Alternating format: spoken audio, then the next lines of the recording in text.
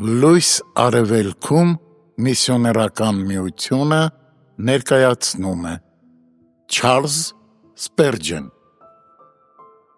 Դու պսակում ես տարին քո բարիքներով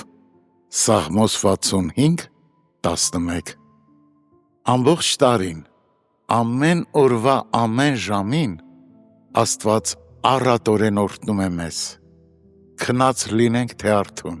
Նրա ողորմությունը սպասում է մեզ Մայրամուտից հետո արևը խավարին է հանձնում մեզ Սակայն մեր Աստվածը երբեք չի դադարում իր սիրո ճառագայթներով իր զավակների վրա շողալ Նրա գթասրտությունն իր բնությունից գետի պես բխում է անսպառ լիությունով Ինչպես մթնոլորտն է մշտապես շրջապատում երկիրը, պահպանելով մարդկանց կյանքերը, այնպես էլ Աստծո բարությունն է շրջապատում նրա բոլոր արարածներին։ Նրանով ենք մենք ապրում, շարժվում և կանք։ Գործք 17:28 Այնուամենայնիվ, ինչպես արևը ամառվա օրերին ավելի ջերմ ու պայծառ ճառագայթներով է ուրախացնում մեզ, քան տարվա մյուս եղանակներին, ինչպես գետերը ժամանակ առ ժամանակ վարարում են անձրևներից և ինչպես մթնոլորտն էլ երբեմն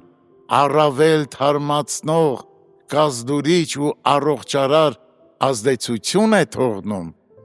այնպես էլ Աստծո ողորմությունն է, այն իր ոսկե ժամերն ունի, դրա առատության օրերն այն օրերն են, երբ Աստված ավելացնում է իր շնորհքը մարդկանց որդիների հանդեպ։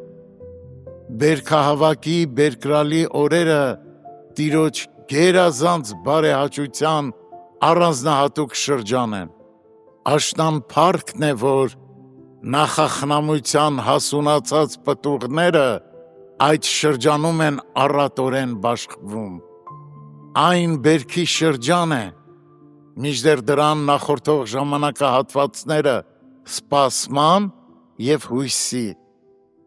Մեծ է բերքահավաքի ուրախությունը և երջանիկ են այն հնձվորները, որոնք իրենց ձեռքերը լցնում են երկնքի շռայլ առատությամբ։ Սաղմոսերկուն ասում է, որ բերքահավաքը տարվա պսակն է և անշուշտ ողորմության այս պսակը գոհության արձագանք է պահանջում։ Եկեք ներքին երախտագիտության խորը զգացումով արտահայտենք դա։ Թող մեր սրտերը ջերմանան,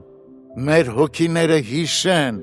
խորհեն ու մտածեն Տիրոջ բարության մասին։